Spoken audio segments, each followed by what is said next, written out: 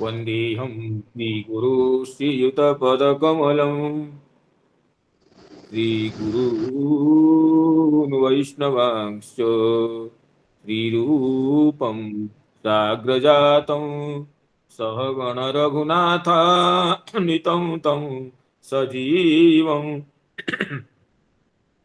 साद्वैतं सावधूतं परिजनसहितं कृष्णचैतन्यदेवम् श्रीराधाकृष्णपादान् सहगणललिता श्रीविशाखा नितांश्च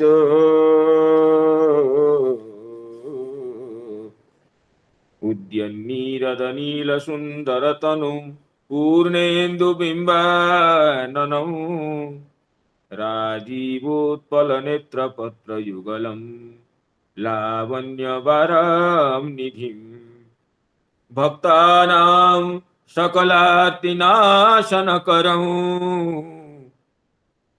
चिन्तार्थिचिन्तामणिं वन्दे श्रीपुरुषोत्तमं प्रतिदिनं नीलाद्रिचूडामणिं वन्दे श्रीपुरुषोत्तमं प्रतिदिनं नीलाद्रिचूडामणिम् अनर्पितचरिं चिरात् करुणयावतीर्णः खलु समर्पयितुमुन्नतोज्ज्वलरसां स्वभक्तिश्रियं हरिपुरटसुन्दरद्युतिकरं व सन्दीपितः सदा हृदयकन्दरे स्फुरतु वः शचीनन्दनः सदा हृदयकन्दरे स्फुरतु वः शचीनन्दनः।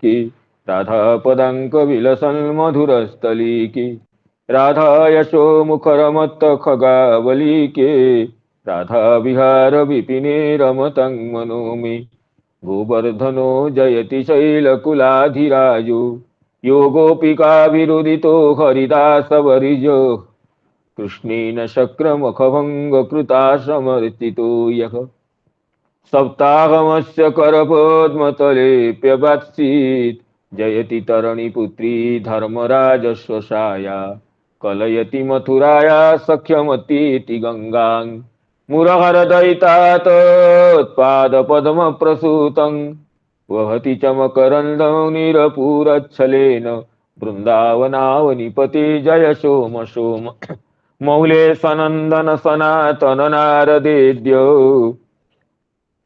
गोपीश्वर व्रजविलासि युगाङ्घ्रिपद्मे प्रीतिं प्रयच्छ नितरां निरुपाधिकाङ्मे निगमकल्पतरोर्गलितं फलं शुकमुखदमृतद्रवसंयुतं पिबत भागवतं रसमालयं मुहुरहो रसिका भुवि भावुका ससुख निभृत चेतास्तद्विदस्तान्य भावोऽप्यजित रुचिरलीला पृष्ठसारस्तदीयम् व्यतनुत कृपया यस्तत्त्वदीपं पुराणं तमखिल वृजिनग्नं व्याससूनुं नतोऽस्मि नारायणं नमस्कृत्य नरं चैव नरोत्तमं देवीं सरस्वतीं व्यासं ततो जयमुदीरयेत् मूकं करोति वाचालं पंगुं लङ्घयति गिरिं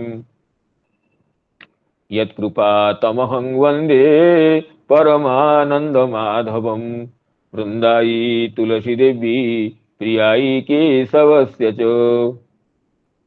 कृष्णभक्तिप्रदे देवी सत्यवत्यै नमो नमः। वाञ्छाकल्पतरुभ्यश्च कृपा सिन्धुभ्येव च पतितानां पावनेभ्यो वैष्णवेभ्यो नमो नमः। पतितानां पावनेभ्यो वैष्णवेभ्यो नमो नमः। पूर्वाह्न कथा सत्र में सम्मिलित समस्त सज्जन वृंद, गुरुजन वर्ग, मातृमंडली तथा स्निग्ध मित्र वृंदों को प्रणाम निवेदन करता हूं। आप सभी की अनुकंपा से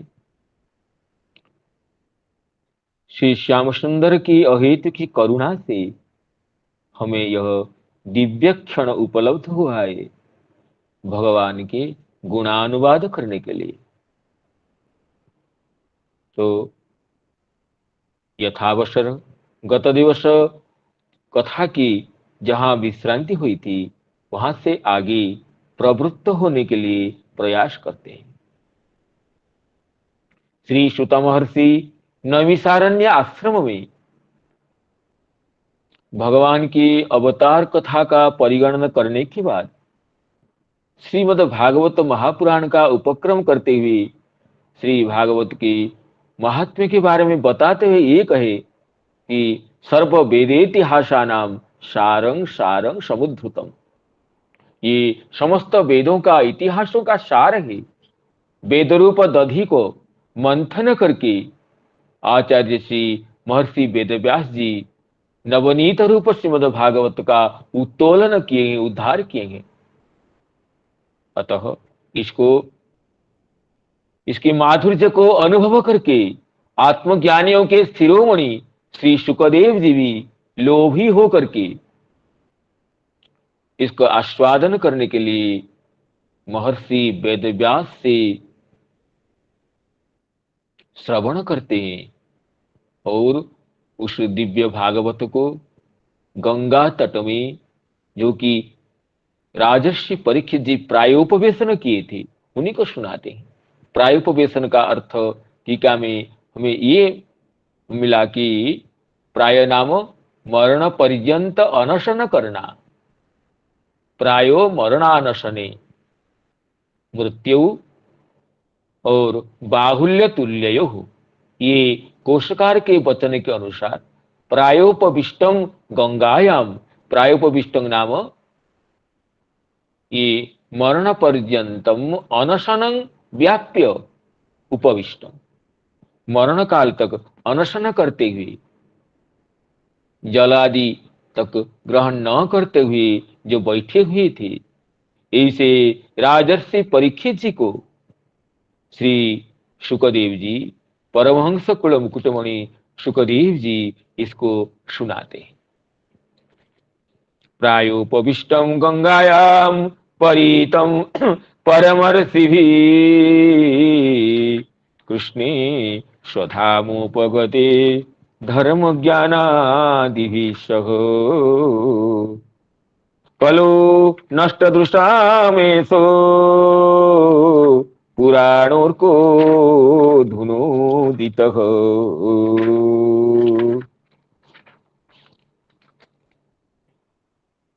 तो ये इसमें कहते हैं कि जो शौनकादि मुनियों का 6 प्रश्नों के बीच जो अंतिम प्रश्न था कि ब्रूहि योगेश्वरे कृष्णे ब्रह्मण्ये धर्म परमणि स्वांग काष्ठाम अधुनोपेते धर्मः कं शरणं गतः। भगवान श्री कृष्ण जब स्वधाम गमन किए तब धर्म किसके शरण में रहे, उसी प्रश्न का उत्तर देते हुए श्री श्रुत महर्षि यहाँ पर कहते हैं पुराण आर्को धुनोदितः कलो नष्ट दुषाम एषः पुराण आर्को धुनोदितः।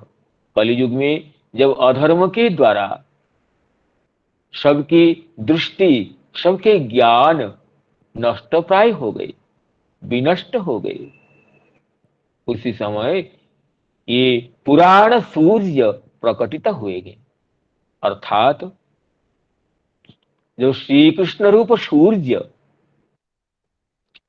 लीला विलास पूरा करके अंतर्हित होते हैं, तो उन्हीं के स्थान में, उन्हीं के प्रतिनिधि के रूप में, भगवान श्री कृष्ण के प्रतिमूर्ति के रूप में श्रीमद् भागवत सूर्य, श्रीमद् भागवत महापुराण सूर्य जैसे, सहस्रांश जैसे, भास्कर जैसे समुदित होते। इसी को चक्रवर्ती पाद टीका में श्री कृष्ण के भगवान श्री कृष्ण के सूर्यत्व स्थापन करने के लिए ये भगवान की कहाँ पर उदय होते हैं, कहाँ पर अस्त होते हैं, ये सब की बता रहे थे।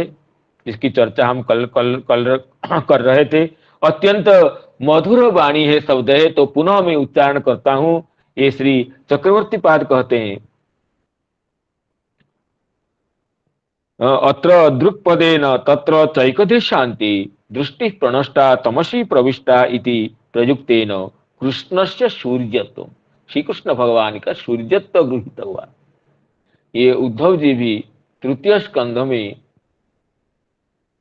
श्री विदुर जी को कथा प्रसंग में ये कहे कि कृष्ण द्विमणि निम्लोचे गिरने स्वजगरेणु किंगनु न कुशलम कुशलं ब्रूयाम गतश्रीसु गृहे स्वहम। यहाँ पर श्री जब विदुर जी प्रश्न करते हैं तो उद्धव जी ये कहे कृष्ण द्विमणि निम्लोचे, जब श्री कृष्ण रूप सूर्य अस्तगामी हो गए हैं, तब काल के द्वारा समस्त हमारे प्रिय परिजन वर्ग गृह सब नष्ट हो गया, तब हम क्या कुशल कह सकते हैं।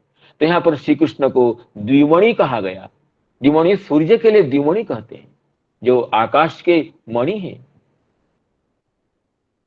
तो यहाँ पर वही चक्रवर्ती पाद यही कहते हैं, श्री कृष्ण से सूर्यत्वम मथुराया उदय शैलत्वम। मथुरा में भगवान का प्राकट्य है। जैसे सूर्य देव जहां उदय होते हैं उसको उदयाचल उदय या उदय शैल कहते हैं। अतः भगवान की प्रकट होने की नगरी मथुरा उदयाचल है, उदय शैल है। प्रभासस्य अस्ताचलत्वम, और सूर्य जहां अस्तमित होते हैं उसको अस्ताचल कहते हैं। तो भगवान प्रभास धाम में जाकर के प्रभास में, प्रभास क्षेत्र में, तीर्थ में अंतर्हित होते हैं। अतः श्री कृष्ण सूर्य के लिए जैसे उदय भूमि मथुरा है, उदयाचल मथुरा है, ऐसे अस्ताचल प्रभास क्षेत्र है। और सूर्य उदय होने पर चक्रवाकों का मिलन होता है, इसलिए वो खुद प्रसन्न होते हैं। तो शिष्ट गण ये चक्रवाक हैं। शिष्टानाम चक्रवाकत्वम दुष्टानाम निहारत्वम। दुष्टगण निहार है अर्थात कोहरा है। मैं कल भूल रहा था निहार शब्द की हिंदी का अनुवाद, तो पूज्या उर्मिला माता जी ने ये बताकर हमें अत्यंत उत्साहित किए हैं, तो मैं प्रणाम करता हूँ पूज्या माता जी को। तो ये निहारक सो ये दुष्टानाम निहारत्वम, जैसे सूर्य उदित होने पर कोहरा नष्ट हो जाता है, उज्जटी का निहार कोहरा नष्ट हो जाता है, इसी तरह भगवान उदय होकर के प्रकटित होकर के कंसादि दुष्टों को नाशन किए थे। तो दुष्टगण ही ये कोहरा है, निहार है। दुष्टानाम निहारत्वम पापानाम तमस्तम। भगवान जब प्रकट होते हैं तो पाप नष्ट हो जाता है। भगवान के प्रकाश से ही पाप तिरोहित होता है। भगवान स्वयं अघासुर का वध करते हैं, जो कि मूर्तिमान पाप रूप था। अघोपी जत स्पर्शन धौत पातक, ये कहते हैं सुखदेव जी। जो स्वयं पाप है वो भी धौत पाप हो जाता है, जिसके स्पर्श से। तो पापानाम तमस्तम, जैसे सूर्य देव उदित होने से अंधकार नष्ट होता है, ऐसे ही भगवान श्री कृष्ण प्रकट होने से पाप नष्ट हो जाता है। तो पाप ही अंधकार है श्री कृष्ण सूर्य के लिए। और भक्ता नाम कमल वनत्वं बोधितम, और सूर्य के लिए सबसे आनंददायी सूर्य का किरण होता है कमल वन के लिए, कमल के लिए। सूर्य आते ही, सूर्य के किरण के प्रथम आभा प्रकाशित होते ही कमल का वन वो प्रस्फुटित हो जाता है, कमल खिलने लगते हैं। तो भगवान श्री कृष्ण रूप सूर्य के प्रकाशित होते ही भक्तगण प्रसन्न होने लगे, खिलने लगे। भक्तगणों की अंतरात्मा ये सुप्रसन्न हो गई। अतः भक्तानाम कमल वनत्वम। इस तरह श्री कृष्ण सूर्य की सूर्यत्व का प्रतिपादन करते हुए चक्रवर्ती पाद ने ये बताए, श्री कृष्ण से सूर्यत्व मथुराया उदयशैलत्व प्रभासस्य अस्ताचलत्व शिष्टानां चक्रवाकत्व दुष्टानां निहारत्व पापानां स्तमस्त्वं भक्तानां कमलवनत्वं च बोधितम्।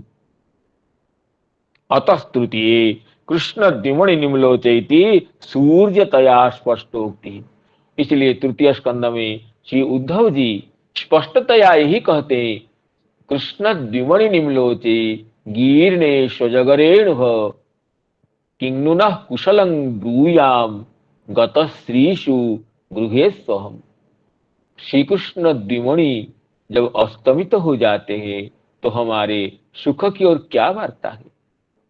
तो इसमें उद्धव जी भगवान को सूर्य के रूप में स्पष्टतया उल्लेख करते हैं। एष पुराणार्क इति कृष्ण सूर्ये अस्तमिते सति पुराण सूर्योयम उदित इति सूर्यस्य प्रतिमूर्ति सूर्य एव भवेदिति भावः। श्री कृष्ण को सूर्यत्व स्थापन करने के ये विशिष्ट कारण रहा कि श्रीमद् भागवत को यहाँ श्री श्रुत जी सूर्य कहते हैं। पुराणार्को धुनोदितः अधुना पुराणार्कः उदितः। इस समय पुराण श्रीमद् भागवत महापुराण सूर्य के रूप में प्रकाशित हो रहे हैं। अर्थात श्री कृष्ण सूर्य अस्तमित होने पर उनके स्थान में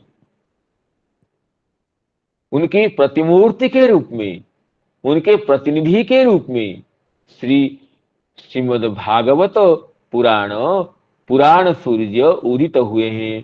क्योंकि सूर्य के प्रतिनिधि सूर्य ही हो सकते हैं। सूर्य के प्रतिनिधि प्रतिमूर्ति कोई छोटा मोटा आलोक नहीं हो सकता है। इसलिए श्री कृष्ण सूर्य स्वधाम गमन करने पर कलियुग में ये पुराण सूर्य श्रीमद् भागवत सूर्य प्रकाशित हो रहे हैं। तो ये जो प्रश्न था श्री धर्म कंग शरणंगतः, इस प्रश्न का ये स्पष्ट उत्तर ये हुआ कि श्री कृष्ण सूर्य अस्तमित होने पर जब श्रीमद् भागवत पुराण सूर्य के रूप में प्रकटित हो रहे हैं तो उन्हीं के पास ही धर्म शरणापन्न हुआ, धर्म उनके पास ही रहा है। अर्थात श्रीमद् भागवत को आश्रय करके, श्रीमद् भागवत पुराण को आश्रय करके धर्म विराजित है। इसलिए श्री कृष्ण के सूर्यत्व होने से ही दशम स्कंद के 14 अध्याय में ब्रह्मा जी जो स्तुति करते हैं, ये कहते हैं, श्री कृष्ण वृष्णि कुल पुष्कर जो सदाइन निर्जर द्विज पशु दधिवृद्धि कारिण। श्री कृष्ण वृष्णि कुल पुष्कर जो सदाइन निर्जर द्विज पशु दधिवृद्धि कारिण। उद्धर्म शार्बरहर क्षितिराख्य सध्रु गाकल्प मार्क मरहन भगवन नमस्ते। उसमें कहा गया उद्धर्म शार्बरहर। उद्धर्म अर्थात विधर्म रूप, जो अधर्म रूप रात्रि के अंधकार को नाशन करने वाले सूर्य। उद्धर्म शार्बरहर, सर्बरी रात्रि को कहते हैं। सर्बरी के जो अंधकार है उसको शार्बर कहते हैं। तो उद्धर्म रूप जो शार्बर है, रात्रि के अंधकार है, उसको हरण करने के लिए आप सूर्य तुल्य हैं, आपको प्रणाम करते हैं। तो यहाँ पर श्री ब्रह्मा जी उद्धर्म शार्बरहर क्षितिराख्य सध्रु गाकल्प मार्क मरहन भगवन नमस्ते कह करके भगवान को सूर्य सदृश बताते हुए उद्धर्म उद्धर्म रूप, विधर्म रूप, अधर्म रूप रात्रि के अंधकार को दलन करने के लिए भगवान का प्राकट्य, श्री श्याम सुंदर का प्राकट्य सूर्य जैसे ही बताते। तो यहाँ पर चक्रवर्तीपाद ने ये सिद्धांत किए कि श्री कृष्ण सूर्य की प्रतिनिधि रूप, प्रतिमूर्ति रूप ये श्रीमद् भागवत सूर्य।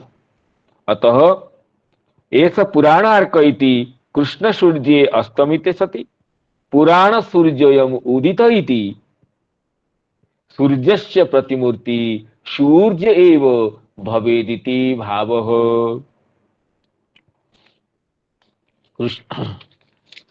प्रायोपविष्टं गंगायां परितं परमर्षिभिः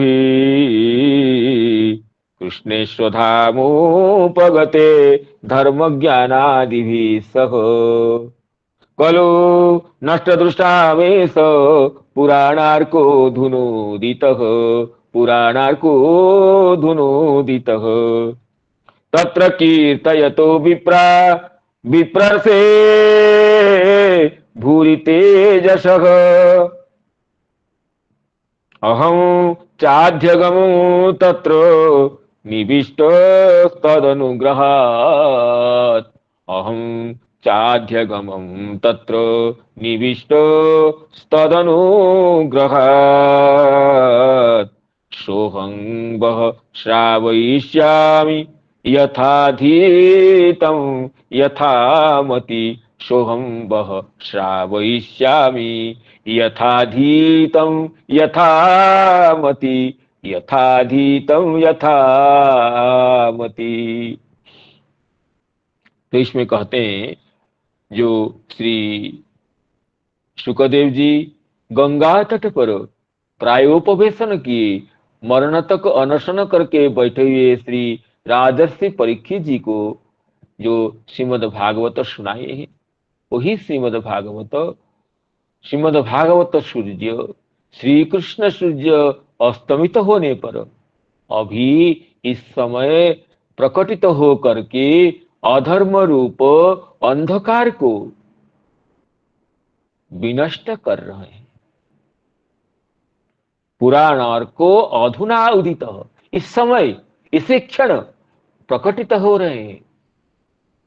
और तत्र कीर्तयतो विप्रा विप्रर्षेर भूरि तेजस, तो कहते हैं हे विप्राः, विप्रा ये संबोधन है, हे विप्रगण शौनकादि विशेषण प्राति पूरयति इति विप्र, तो जो सबकी कामना को पूर्ण करते हैं, विशेषण पिपर्ति कहिए या तो पालन पूर्णयो, तो सभी के जो कामना को पूर्ण करते हैं, जो कि उदार चेता है, वही विप्र है। हे विप्रगण, आप भगवान श्री कृष्ण की कथा का प्रश्न करते हुए मुझे धन्य कर दिए हैं, इसीलिए विप्र पद का संबोधन में ये उद्देश्य अंतर्निहित है। हे विप्रा, विप्रर्षेर भूरि तेजसः, कहते हैं विप्रर्षे है सकाशात, शुकदेव जी को विप्रर्षि कहते हैं, कहे हैं।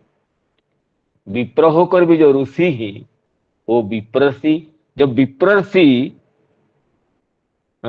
जब विप्रर्षे है भूरि तेजसः, जो भूरि तेजा है विप्रर्षि है, उनसे अहम अध्यगमम, मैंने इसको अध्ययन किया, ज्ञातवान अस्मि तत्र कीर्तयत तत्र निविष्ट इति। कदे शुकद जी श्रुतमर्षि यही कह रहे हैं, जब वो गंगा तट पर श्री शुकदेव जी ऋषि मुनि परिवेष्टित सभा में राजर्षि परीक्षित जी को भागवत का उपदेश कर रहे थे, उस समय उस सभा में मैं बैठ करके श्रीमद् भागवत में भी सुन रहा था। वहां से सुनने के बाद यहां आया हूं, अर्थात गंगा तट से भागवत श्रवण करके यहां पहुंचा हूं। और जब राजर्षि परीक्षित जी परम धाम गए हैं, उसके बाद मैं नैमिषारण्य में आकर आपके पास पहुंचा हूं। अर्थात सुखदेव जी जब श्री राजर्षि परीक्षित जी को श्रीमद् भागवत श्रवण करा रहे थे, उस समय सुत महर्षि भी उस सभा में बैठे थे। तो सुखदेव जी से जैसे परीक्षित जी सुनेंगे, इसी तरह सुत जी भी सुनेंगे। वही सुत जी श्रीमद् भागवत पुराण को शौनकादि मुनियों को श्रवण कराते हैं। इसलिए सुत जी प्रारंभ में अपने गुरुदेव के रूप में सुखदेव जी का वंदना करते हैं, तंग सर्वभूत हृदयम। तो सुखदेव जी को वंदना करते हुए श्री सुत जी यश स्वानुभाव अखिलम श्रुतिसारम एक मध्यात्म दीप मति तितीर्षताम तमोन्धम संसारिणाम करुणया पुराण गुह्यम तम व्यास सूनु मुपयामि गुरु मुनिनां कह करके। तो निखिल मुनियों के गुरु के रूप में, अपने हृदय के गुरु के रूप में श्री कथा के प्रारंभ में इस स्कंध के द्वितीय अध्याय में सुखदेव जी की वंदना की है सुत जी ने, क्योंकि सुखदेव जी के मुख से साक्षात श्रीमद् भागवत का श्रवण करने का सौभाग्य श्री सुत जी को प्राप्त हुआ है। तो वही कहते हैं, तत्र कीर्तयतः विप्रर्षे भूरि तेजसः कीर्तयतः अहम तत्र निविष्टः अहम तदनुग्रहात अध्यगमम। जब भूरि तेजा सुखदेव जी राजर्षि परीक्षित जी को श्रीमद् भागवत सुना रहे थे, तो उसी सभा में मैं भी बैठा था। बैठ करके श्रीमद् भागवत का श्रवण किया था, मुझे भागवत का ज्ञान हुआ था। तो यहाँ जो दो तत्र शब्द का प्रयोग है, तत्र कीर्तयतः तत्र निविष्ट इति च अन्वय भेद पदावृत्ति अदोष। कहते हैं यहाँ दोनों जगह अन्वय अलग दो तत्र शब्द है, फिर भी आवृत्ति का दोष नहीं है, ना अधिक पद होने का दोष नहीं है। क्यों? ना अन्वय भेद है। कैसे? ना तत्र विप्रर्षे भूरि तेजसः कीर्तयतः, विप्रर्षे कीर्तयतः सकाशात तत्र निविष्ट अहम अध्यगम। तो एक तत्र का अन्वय निविष्ट के साथ है और एक तत्र का अन्वय तत्र कीर्तयतः, उसी सभा में भगवत गुण कीर्तन करने वाले सुखदेव जी किसे वहां पर बैठा हुआ मैं श्रीमद् भागवत का श्रवण किया हूं। तो इसलिए तत्र कीर्तयत एक है और तत्र निविष्ट एक है। तो तत्र शब्दों, दोनों तत्र शब्दों का अन्वय भेद होने से ये पदावृत्ति ही अदोष, पद की जो आवृत्ति हुई है तत्र पद की, वो उसमें कोई दोष नहीं है। यथा, इसमें एक शब्द देते हैं यथाधीतम, जैसे मैं अध्ययन किया हूं ऐसे ही सुनाऊंगा, न कि अपनी अपनी मति को मिला करके। जैसे हम लोग आजकल भागवत करते हैं तो अपनी बुद्धि को मिला करके और कुछ ना कुछ बोल देते हैं, लेकिन श्री सुत महर्षि कहते हैं ऐसे नहीं।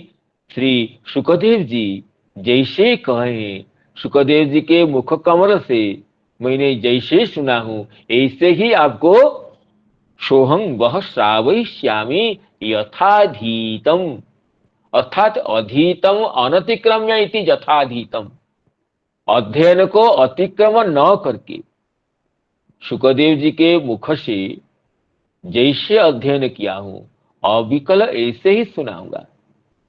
यही पुराण प्रवचन का, पुराण कीर्तन का यही शैली है कि भागवत को जैसे अध्ययन किए उसको उसी को पुष्ट करने के लिए कुछ प्रमाण दे सकते हैं, लेकिन उसमें अन्य विषय लाना, अपने मति से कहना और कुछ ये सामाजिक व्यावहारिक विषयों को मिलाना, ये उचित नहीं है। तो इसलिए कहते हैं यथाधीतम न तो स्वमति विलसितम, मैं अपने मति के अनुसार नहीं कह रहा हूं, न स्वमति विलसितम, अपनी मति के बुद्धि के विलास के अनुसार नहीं कहूंगा। यथाधीतम, जैसा अध्ययन किया हूं ऐसा ही बताऊंगा। तत्रापि यथामति, तो इसमें दो दिए हैं, यथाधीतम यथामति, मतिं अनतिक्रम्य यथामति, अर्थात स्वमत्यनुसारेण संक्षेपतः कथितम विस्तरतः श्रावयिष्यामि। कहते अभी तक तो मैंने वही भागवती बता रहा था, क्योंकि ये तो तृतीय अध्याय की पूर्ति हो रही है, भागवत की तृतीय अध्याय की पूर्ति हो रही है, सुत जी कह रहे हैं। तो कहते अभी तक मैंने श्रीमद् भागवत महापुराण की ही कथा कथा सुना रही थी। तो अभी तक तो संक्षेप से बता रहा था। अभी तक ये प्रथम प्रश्न का उत्तर, द्वितीय प्रश्न का उत्तर, अवतारों का परिगणन और श्री कृष्ण भगवान अस्तमित होने पर पुराण सूर्य के रूप में श्रीमद् भागवत का प्राकट्य, ये जो तीनों अध्यायों में मैंने संक्षेप करके श्रीमद् भागवत का विषय ही बता रहा था। और आप सभी की उत्कंठा को देख करके, आग्रह को अवगत होकर के मैं शुकदेव के मुखों कमल से पठित संपूर्ण भागवत को सुनाऊंगा। अर्थात अभी तक संक्षिप्त बता रहा था, अभी परिपूर्ण बताऊंगा। तत्रापि यथामति स्वमति अनुसारेण संक्षेपतः कथितम विस्तरतः श्रावयिष्यामि, अभी यहां से मैं विस्तार के पूर्वक सुनाऊंगा, यही कह रहे हैं।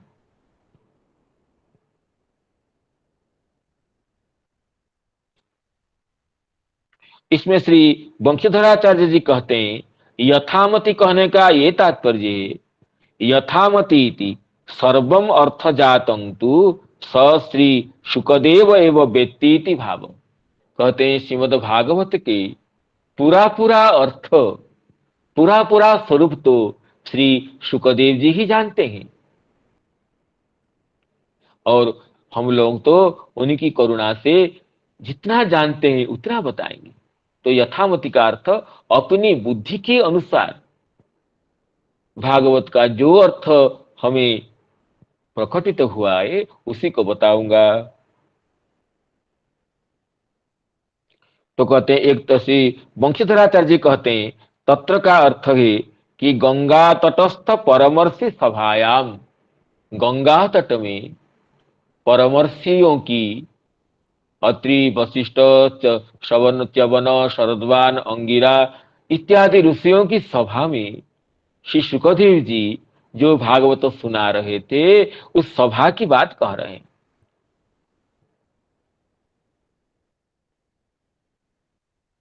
तो इस विप्र शब्द का अर्थ देते कहते हैं विशेषण प्राति सेवक मनोरथान पूरयतीति विप्रह, विशेषण प्रांति सेवक मनोरथान पूरयंती विप्राह, सेवकों के जो मनोरथ को पूर्ण करते हैं वो विप्र हैं।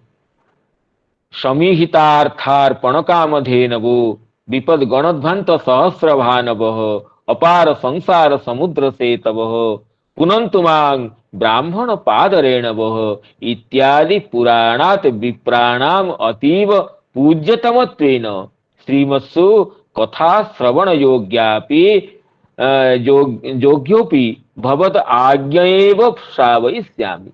श्री श्रुत महर्षि विप्र संबोधन करते हुए बताते हैं कि आपकी आज्ञा से मैं आप सभी विप्रगण कथा सुनने के लिए परम सुयोग्य हैं। इसलिए समीहितार्थार्पण कामधेनवः, समीहितार्थ अर्पण कामधेनवो विपद गणध्वंत सहस्र भानवः अपार संसार समुद्र से तव पुनन्तु ते ब्राह्मण पादरेणवः इत्यादि वचनों से विप्रगणों में ही कथा सुनने का विशिष्ट योग्यता है। तो जो विप्र है, जो उदार चेता है, जो उन्हीं के लिए ही योग्यता है भगवत कथा सुनने का। ये विप्र संबोधन करते हुए श्री सुत महर्षि इसका संकेत करते हैं। कहते हैं आप, मैं कथा सुनाऊंगा लेकिन आपकी आज्ञा से ही सुनाऊंगा।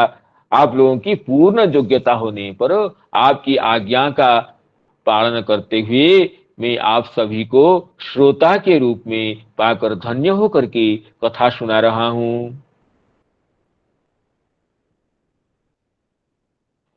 तो यही श्री श्रीधर स्वामी जी कहें। अब चक्रवर्ती पाद क्या कहते हैं देखते हैं। तत्र सभायाम कीर्तयतो विप्रर्षे सुखदेवात् सकाशात् अध्यगमम इदं शास्त्रम अधिगतवान अस्मि। कहते उस सभा में जो सुखदेव जी श्री राजर्षि परीक्षित जी को सुना रहे थे, उसी सभा में मैं भी बैठा था।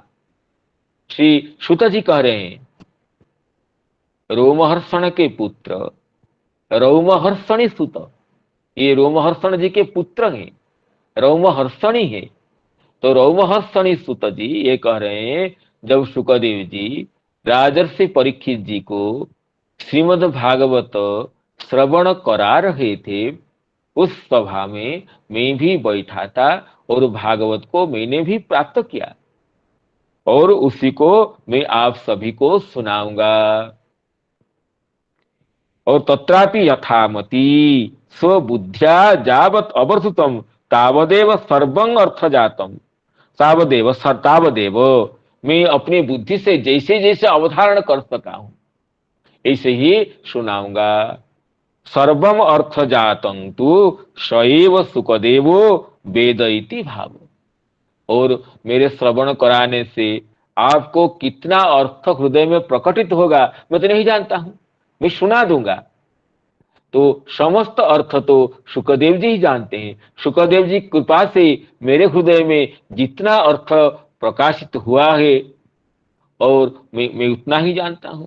आप सभी के हृदय में भी जितना अर्थ प्रकाशित होगा वो आप अलग अलग समझ पाएंगे, लेकिन श्रीमद् भागवत के परिपूर्ण अर्थ को श्री सुखदेव जी ही जानते हैं।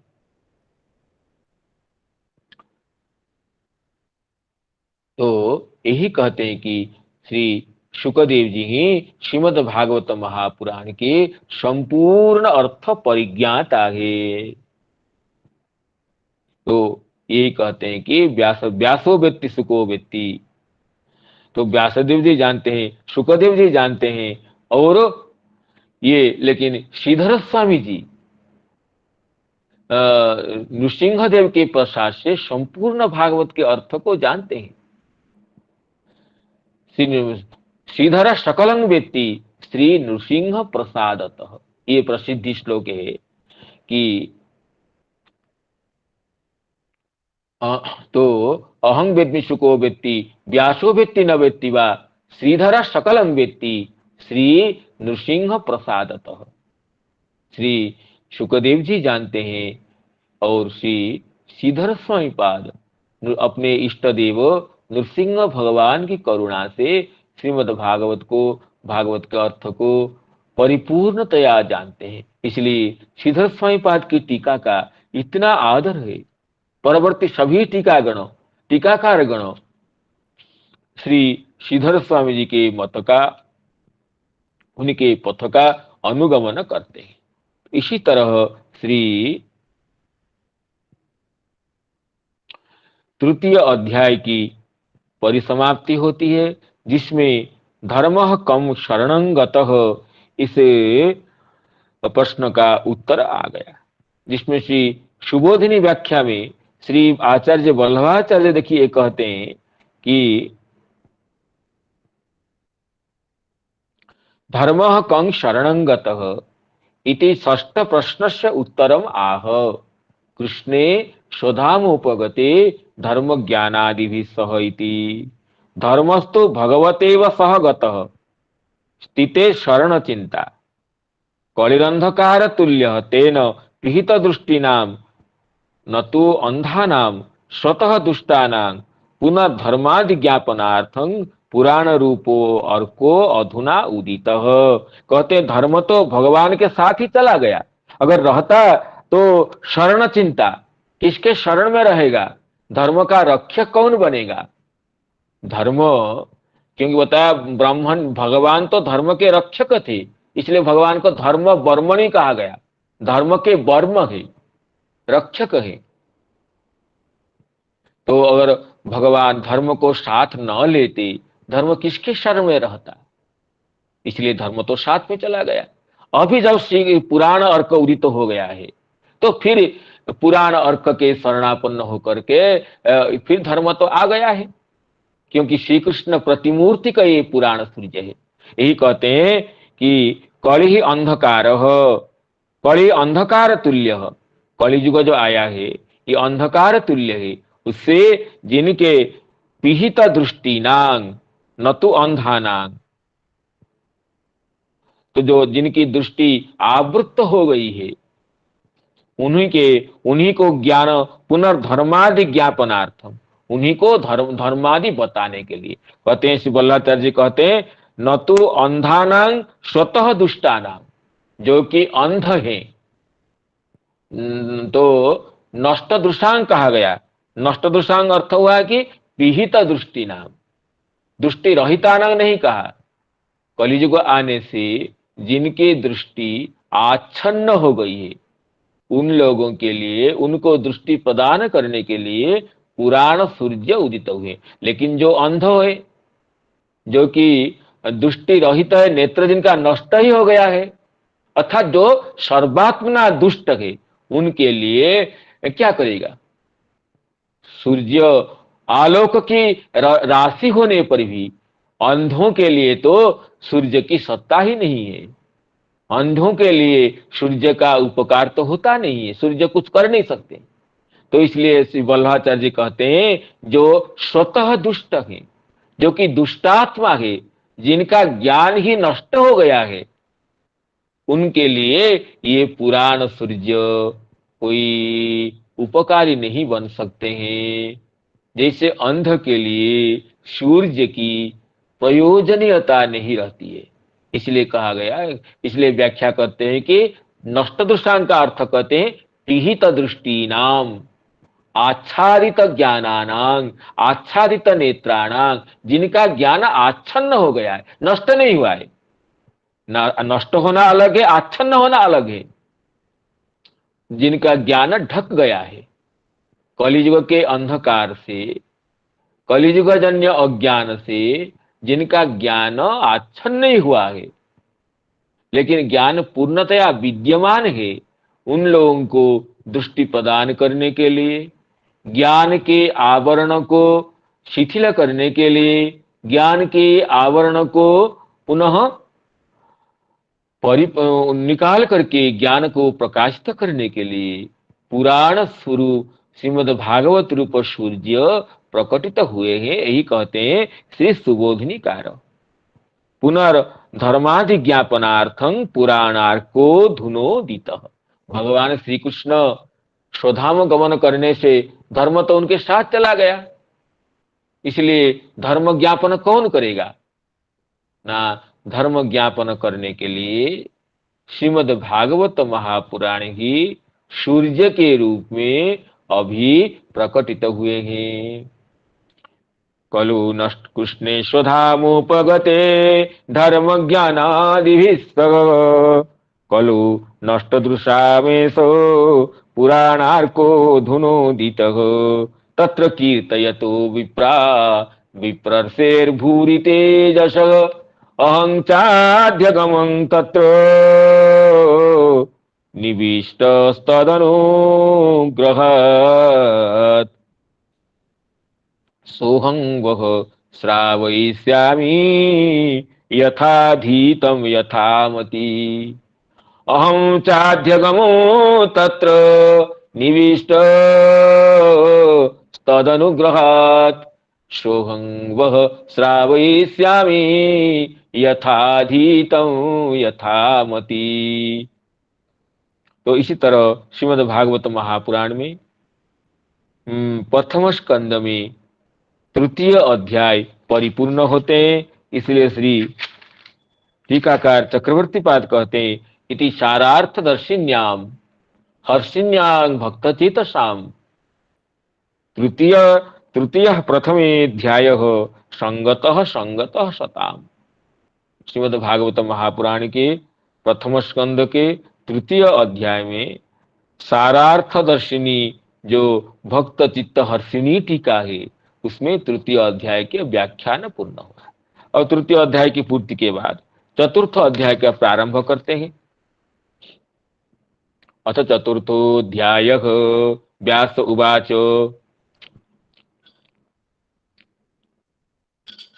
इति ब्रुवाणं संस्तूय मुनीनां दीर्घसत्रिणाम् इति ब्रुवाणं संस्तूय मुनीनां दीर्घसत्रिणाम् वृद्धः कुलपतिसूतं बभृत शौनको ब्रवीत्।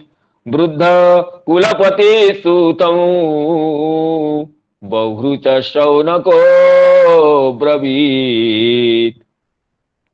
इस तरह कहते श्री श्रीधर स्वामीपाद इस अध्याय के व्याख्यान के प्रारंभ में अपने मंगलाचरण श्लोक देते हैं। तुर्ये भागवतारंभ कारणत्वेन वर्ण्यते व्यासस्या परितोषस्तु तपः प्रवचनादिभिः। तृतीये तुर्ये भागवतारंभ कारणत्वेन वर्ण्यते व्यासस्या परितोषस्तु तपः प्रवचनादिभिः। चतुर्थ अध्याय का सार विषय कहते हैं। तुर्ये नाम चतुर्थ अध्याय में भागवत महापुराण के प्रारंभ करने का कारण बताते हैं। क्यों ना व्यासस्या परितोषस्तु तपः प्रवचनादिभिः। व्यास देव जी परम तपस्वी हैं, अत्यंत तपस्वी हैं। बदरिकाश्रम में रहते थे कि कभी कभी के बदरी फल खा लेते थे और निरंतर ये शास्त्र चिंतन, शास्त्र प्रणयन, भगवत अर्चन, ध्यान में ही समय बीतता था।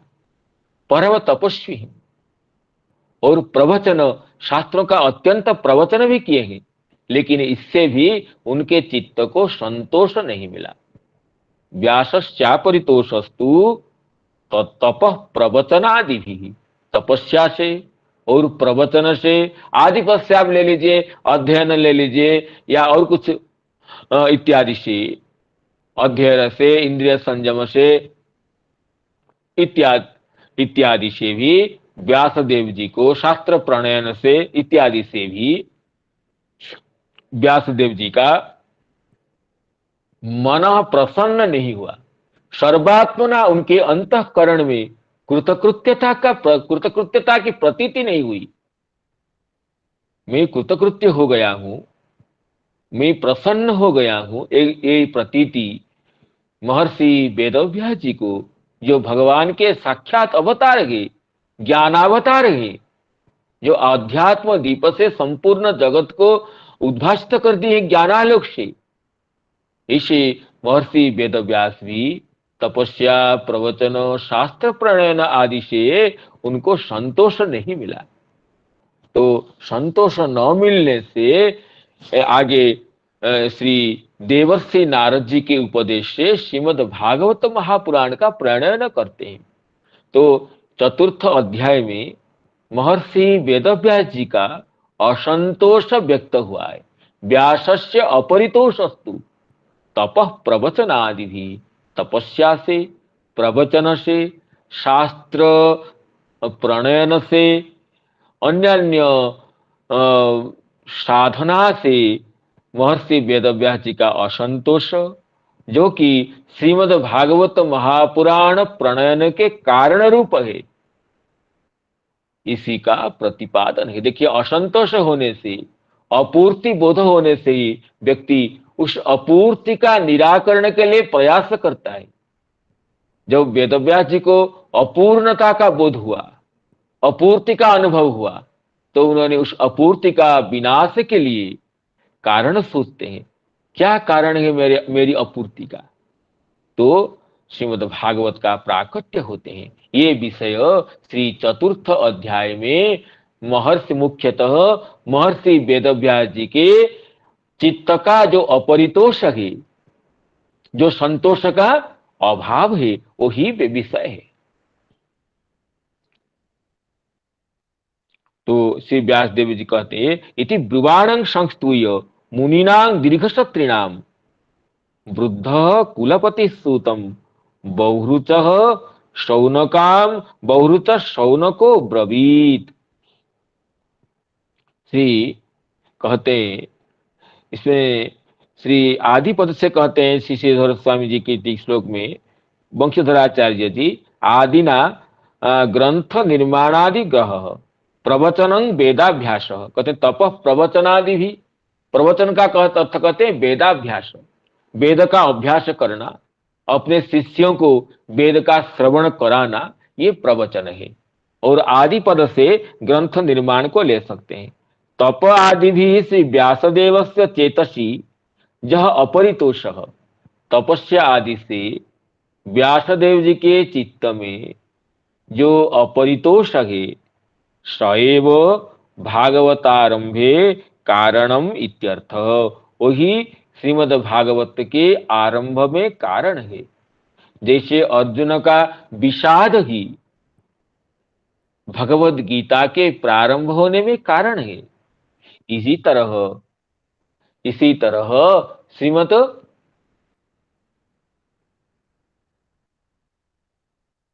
श्रीमद् भागवत महा पुराण के प्रारंभ होने में महर्षि वेदव्यास जी के अपरितोष असंतोष ही हेतु है। अर्जुन के विषाद से भगवद गीता जी का जैसे प्राकट्य होता है, इसी तरह महर्षि वेदव्यास जी की असंतोष से, अपरितोष से, विषाद से ही श्रीमद् भागवत महापुराण का प्राकट्य होता है। इसमें कहते हैं, वृद्ध कुलपति सूतम बहुरुच शौनको ब्रवीत। जो नैमिषारण्य में जितने मुनिगण बैठे हुए हैं उनमें मुख्य है शौनक, जो कि वयोवृद्ध है और कुलपति है। अभी तो आज के समाज में कुलपति शब्द का तो प्रयोग अन्य प्रकार हो गया, लेकिन शास्त्रीय दृष्टि से कुलपति शब्द का जो अर्थ है वो वंशीधराचार्य जी महाभारत की टीका में श्री नीलकंठ जी के पाठ को लेकर कहते हैं, एको दश सहस्राणी जोन्न दानादिना भरेत सबई कुलपति प्रोक्त। कहते हैं जो 10 सहस्र व्यक्तियों को अन्न दानादि से भरण पोषण करता है वही कुलपति कहा गया है। कुल का पति अर्थात इति श्री भारत टीकायां नीलकंठोक्ते कुलपति बहुपालक, जो बहुपालक है, अनेक व्यक्तियों का अन्न दान आदि से परिपालना करता है, उसको कुलपति कहते हैं। जिसको श्री नीलकंठ टीका में उद्धार हुआ है, एको दश सहस्राणी योन्न दानादिना भरेत। अन्न वस्त्रादि दान से जो अकेला 10 सहस्र व्यक्तियों का भरण पोषण करता है उसी को कुलपति शब्द से कहते हैं। तो ये शौनक जी कुलपति थे, उनके आश्रम में नाना ऋषि मुनिगण रहते थे। तो कुलपति शब्द के अर्थ से ही लगता है कि वहां पर 10 सहस्र से अधिक ऋषिगण रहते थे। तो उन सभी के भरण पोषण का, अन्नदान आदि का दायित्व शौनक जी के ऊपर न्यस्त था, इसलिए शौनक जी कुलपति हैं। और ये बहुरुच शब्द का अर्थ श्रीधर स्वामी जी करते हैं, बहुरुच ऋग्वेदी तेना वक्त। कहते हैं बहुरुच का अर्थ है ऋग्वेदी, ऋग्वेदी के लिए बहुरुच शब्द का प्रयोग होता है।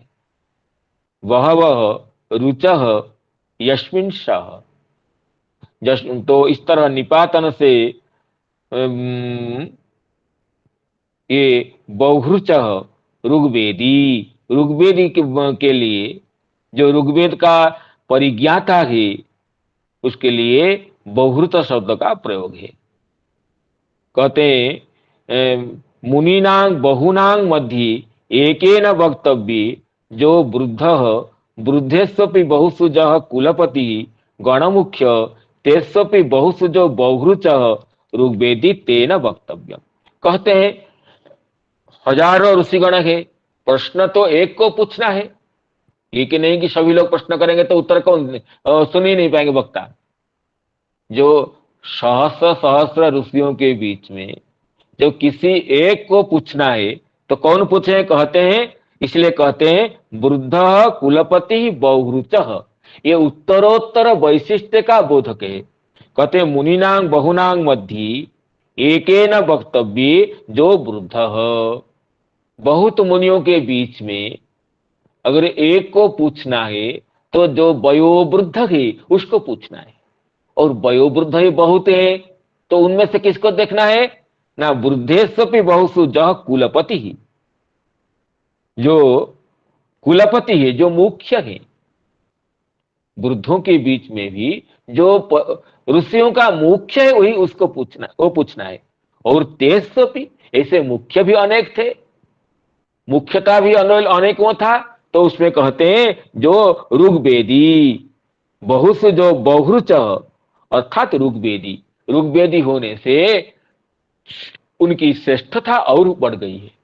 तो जो वृद्ध है, वृद्धों में भी गणमुख्य है, उनमें भी जो ऋग्वेदी है, ऐसे शौनक महर्षि पूछते हैं। एवं अतएवं भूतत्वात् शौनक अब्रवीत, शौनक जो शौनक महर्षि है ये वृद्ध है, गणमुख्य है, और वृद्ध गणमुख्य होते हुए ऋग्वेदी है, ऋग्वेद के ज्ञाता है।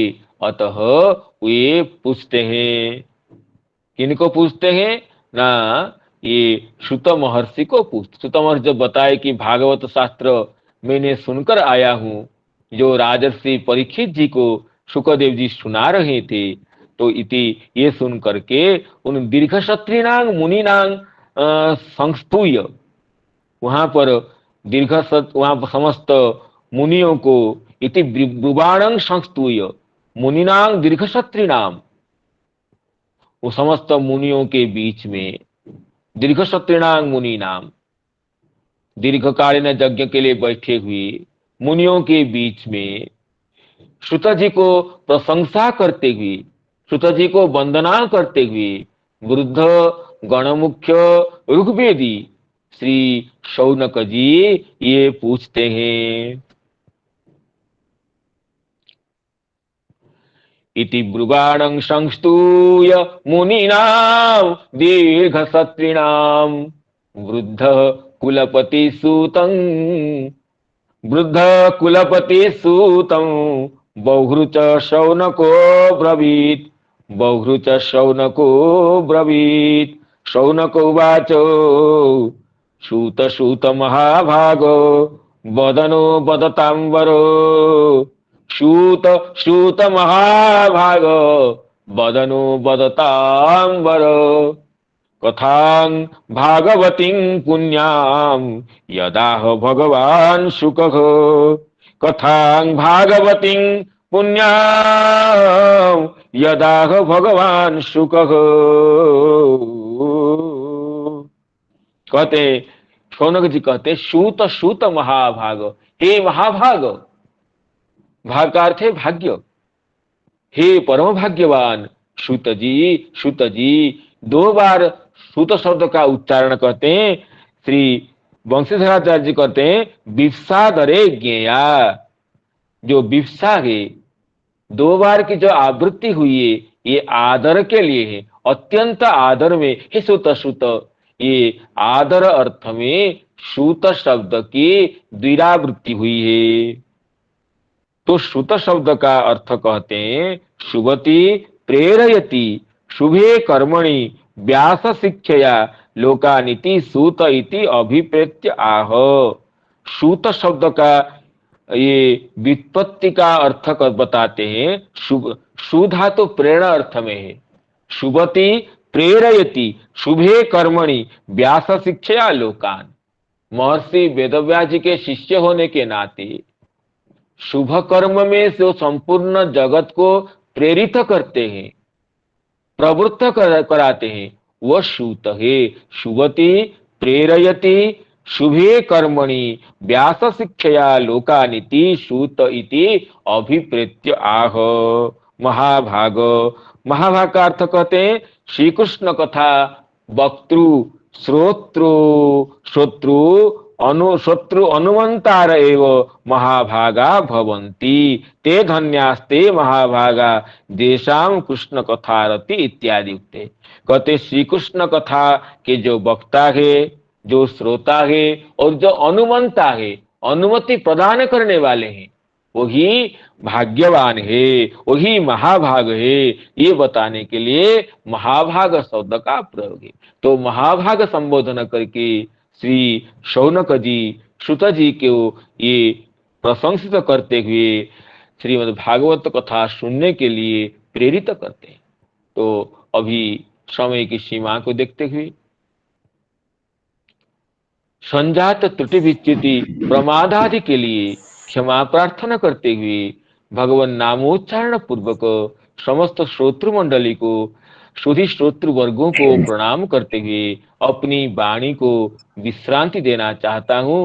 हरे कृष्ण कृष्ण कृष्ण हरे हरे, हरे राम राम राम